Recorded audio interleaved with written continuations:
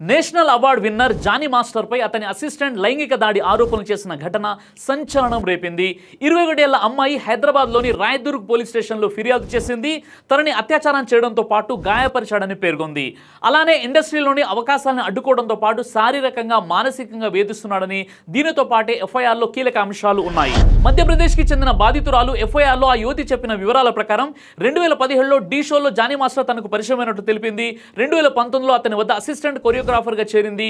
ఓ show కోసం ముంబైకి వెళ్లిన టైంలో తనని లైంగికంగా వేధించాడని, ఈ విషయం ఎవరికి చెప్పొద్దని బెదిరించేవాడని, షూటింగ్ కు సంబంధించిన వాహనంలో కూడా తనని వేధించాడని బాధితురాలు చెప్పింది. ఇలా చెన్నై, ముంబై, హైదరాబాద్ తో సహా పలు నగరాల్లో అవుట్డోర్ షూటింగ్ చేస్తున్నప్పుడు తనపై లైంగికంగా వేధింపులకు పాల్పడ్డాడని ఆ ఫిర్యాదులో పేర్కొనడం జరిగింది.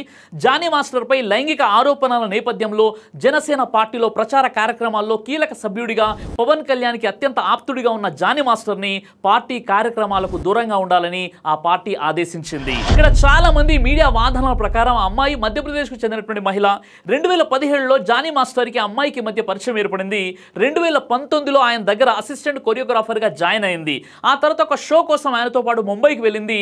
ముంబైలో ఆమెపై లైంగిక దాడి చేశాడు అని ఆ ఫిర్యాదులో పేర్కొంది. ఆ తర్వాత 2019 నుండి 5 సంవత్సరాల పాటు ఆమెతో అసభ్యకరంగా ప్రవర్తిస్తూ ఉంటే, రేప్ చేసే ప్రయత్నం చేస్తుంటే, ఇంత హింసించి బాధ పెట్టి ఉంటే అప్పటి నుండి ఇప్పటి వరకు కేసు వేయకుండా ఇప్పుడెందుకు కేసు వేయాల్సి వచ్చిందనే దానిపై లోతైన చర్చ జరుగుతుంది. ఇప్పుడు జానీ మాస్టర్ కనుక తప్పు చేస్తుంటే పోలీసులు అతనిపై చర్యలు తీసుకోవాలి, ఆ అమ్మాయికి న్యాయం జరగాలి, ఇందులో ఎలాంటి సందేహం లేదు. కానీ ఈ 5-6 ఏళ్లుగా ఇద్దరు కలిసి ట్రావెల్ చేసి ఆ విధంగా ఆమెను బలవంత పెడుతున్నప్పుడు ఆమె అతని నుండి ఎందుకు దూరం వెళ్ళలేదు, అప్పుడు ఎందుకు కంప్లైంట్ ఇవ్వలేదు? ఒక అమ్మాయికి మాన మర్యాదల కంటే ఏది కూడా ఎక్కువ కాదు కదండి. ఇంత జరిగిన అతని దగ్గరే ఎందుకు పనిచేసింది అనే ప్రశ్నలు ఇప్పుడు మనకు వినిపిస్తున్నాయి. ఆ అమ్మాయి చేసిన కంప్లైంట్ లో జానీ మాస్టర్ సతీమణి కూడా అమ్మాయిని కలిసి మాట్లాడింది, మతం మార్చుకొని ఆయన పెళ్లి చేసుకొని ఒత్తిడి చేసినట్లు అందులో రాసింది. ఆ అమ్మాయికి జానీ మాస్టర్ అంటే ముందే ఇష్టం లేదు. అతను బలాత్కారం చేయడం ఆమెకు నచ్చినప్పుడు మళ్ళీ మతం మార్చుకుంటేనే పెళ్లి చేసుకుంటా అన్నాడు అంటే అర్థం ఏంటి? పెళ్లికి బలాత్కారానికి ఏమైనా పొంతన ఉందా? విషయం పెళ్లి వరకు ఎలా వెళ్ళింది అనే వాదన కూడా ఇప్పుడు మనకు వినిపిస్తుంది. ఈ కేసులో మరో ట్విస్ట్ ఏంటంటే, బాధిత మహిళ అంటే ఆ యువతి ఆమెకు బాబు పుట్టినప్పుడు వాళ్ళ ఇంటి ముందు బాబు పుట్టాడు జాగ్రత్త అంటూ ఒక లెటర్ ఆమె ఇంటి ముందు చూసింది. ఇది జానీ మాస్టర్ పని అని ఆమెకు అనుమానం ఏర్పడింది. ఆమె జానీ మాస్టర్ దగ్గర నుండి వెళ్ళిపోయాక ఆయన ఆమెకు అవకాశాలు రాకుండా చేస్తున్నాడని ఇతర కొరియోగ్రాఫర్ల మాటలు విని ఇన్ని సంవత్సరాల తర్వాత స్పందించిందా? అత్యాచారం అప్పుడెప్పుడో జరిగితే ఇప్పుడు ఎందుకు స్పందిస్తుంది? ఈ అన్ని విషయాల వెనుక కుట్ర కోణం అయితే చాలా స్పష్టంగా మనకు కనిపిస్తుంది.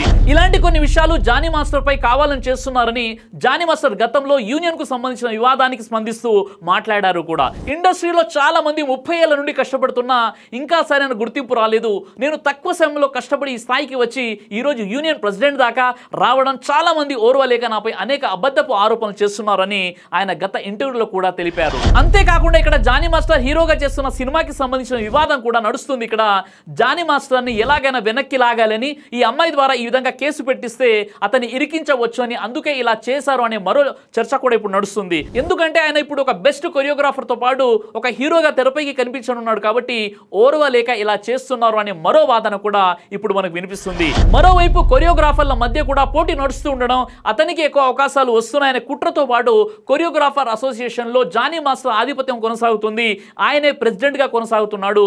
అంతేకాదు కొరియోగ్రాఫర్ కార్డు ఉన్న వాళ్ళకి సినిమా అవకాశాలు ఇవ్వాలి, ఎవరికైతే అసోసియేషన్ తో సంబంధం లేదో వాళ్ళకి సినిమా అవకాశాలు ఇవ్వకూడదని జానీ మాస్టర్ పోరాడారు. అది దృష్టిలో పెట్టుకొని కొరియోగ్రాఫర్లు ఆయనపై కుట్ర పన్నారనే వాదన కూడా ఇప్పుడు మనకు వినిపిస్తుంది.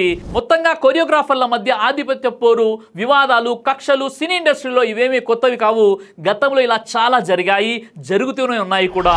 మరి అలాంటప్పుడు ఈ అమ్మాయి బయటికి వచ్చి జానీ మాస్టర్ మీద కేసు పెట్టడం ఏంటి అంటే, అసూయతో జానీ మాస్టర్ నీకు సినిమాలో అవకాశాలు లేకుండా చేస్తున్నాడు అని ఆ యువతిని బెదిరించి ఆమెను రెచ్చగొట్టి కంప్లైంట్ ఏమైనా ఇప్పించారా అనే వర్షన్ కూడా ఇప్పుడు వినిపిస్తుంది. మరికొద్ది రోజుల్లో పార్టీ కోసం పనిచేసిన వారిని సత్కరించబోతున్నారు కాబట్టి ఇప్పుడు ఇలా చేస్తే ఇతనికి చెడ్డ పేరు వస్తుంది అని ఈ విధంగా కుట్ర పన్నారనే మరో కోణం కూడా మనకు వినిపిస్తుంది. ఇలాంటి తరుణంలో యూట్యూబ్ ఛానల్స్, ఇతర సోషల్ మీడియా వారు న్యూస్ అలా వచ్చి రాగానే రకరకాల థంబ్నెయిల్స్ పెట్టేసి రేపిస్ట్ కాకపోయినా రేపిస్ట్ ని చేస్తారు, నేరస్తుడు కాకపోయినా నేరస్తుడుగా చిత్రీకరించేస్తారు. విషయం పూర్తిగా తెలుసుకోకుండానే ఆవేశ ఉద్దేశంతో ఫేక్ న్యూస్ ని స్ప్రెడ్ చేస్తూ ఉంటారు. ఈ విషయంలో కొంతమంది పైశాచికత్వం అయితే ఇక నెక్స్ట్ లెవెల్లో ఉంది. కొంతమంది లవ్ జిహాద్ అనే పేరుతో వీడియోలు చేస్తున్నారు. ఆ అమ్మాయి అతను అంటే ముందే ఇష్టం లేదు కదా, మళ్ళీ మతం మార్చుకుంటేనే పెళ్లి చేసుకుంటా అన్నాడు అంటే అర్థం ఏంటండి? అంటే ఇక్కడ కూడా నేరస్తుడి మతం చూసి థంబ్నెయిల్ పెడుతున్నారు. అంటే దాన్ని ముందు వెనక ఆలోచించకుండా మతం అనే రంగు పూసి స్వార్థ ప్రయోజనాలు, అసూయ మరియు రాజకీయ ప్రయోజనాల కోసం ఇవన్నీ చేస్తున్నారేమో అని నాకైతే అనిపిస్తుంది. ఇక్కడ జానీ మాస్టర్ లవ్ జిహాద్ అంటూ థంబ్నెయిల్ పెట్టి వీడియో చేసినటువంటి యూట్యూబర్స్ ఎవరైతే ఉన్నారో వారు తెలుసుకోవాల్సిన విషయం ఏంటంటే, జానీ మాస్టరే ఇస్లాంని సరిగా పాటించినప్పుడు మరో అమ్మాయి నువ్వు ముస్లింగా మారు అని అంటాడా? ఈ చిన్న లాజిక్ని మీరు ఎలా మర్చిపోయారని నేను మిమ్మల్ని ప్రశ్నిస్తున్నాను. కాబట్టి నేరస్తుని నేరస్తుడిగా చూడండి, అతని మతాన్ని చూడకండి. మరో విషయం ఏంటంటే, ప్రపంచంలో ఏ భార్య అయినా నువ్వు మతం మారి నా భర్తను పెళ్లి చేసుకొని అంటుందా?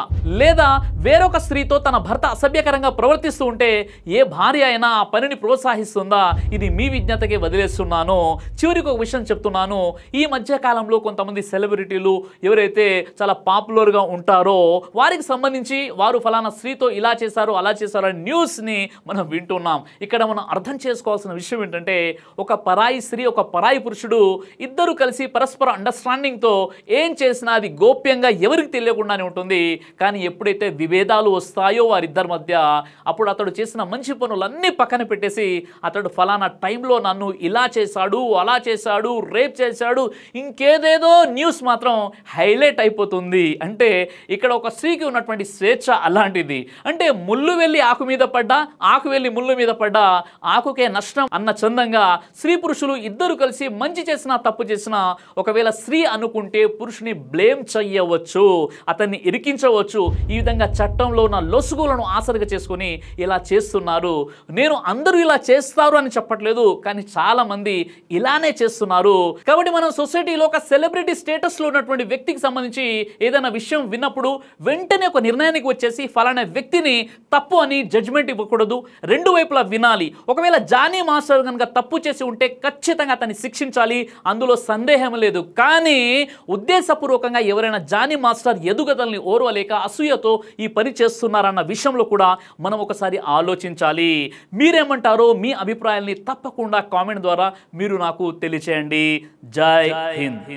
దైవ ప్రవక్త ముహమ్మద్ సల్లల్లాహు అలైహి వసల్లం వారు తెలియజేశారు, కడుపుకు సంబంధించినటువంటి అన్ని రకాల వ్యాధులకు అద్భుతమైనటువంటి ఔషధం తల్బీనా.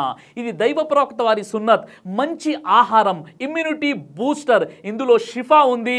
ఇది మంచి ఔషధంగా కూడా పనిచేస్తుంది. కాబట్టి పిల్లలు అయినా పెద్దలు అయినా ఎవరైనా దీనిని ఉపయోగించవచ్చు. అలాగే ఖురాన్లో దైవం తెలియజేశాడు, తేనెలో మీకు స్వస్థత ఉంది అని.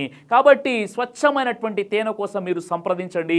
అలాగే షాహీ హల్వాను మీరు తప్పనిసరిగా ఉపయోగించి మీ దాంపత్య జీవితంలో మంచి అనుభూతిని పొందండి. ఇందులో ఎలాంటి సైడ్ ఎఫెక్ట్స్ లేవు. ఇది కంప్లీట్గా హెర్బల్ ప్రొడక్ట్స్తో తయారు చేయబడినటువంటిది. కాబట్టి ఇక్కడ కనిపిస్తున్నటువంటి ఈ నెంబర్స్కి కాల్ చేసి మీరు ఇప్పుడే ఈ ప్రోడక్ట్ని ఆర్డర్ చేసుకోవచ్చు. కొరియర్ ఫెసిలిటీ కూడా ఉంది.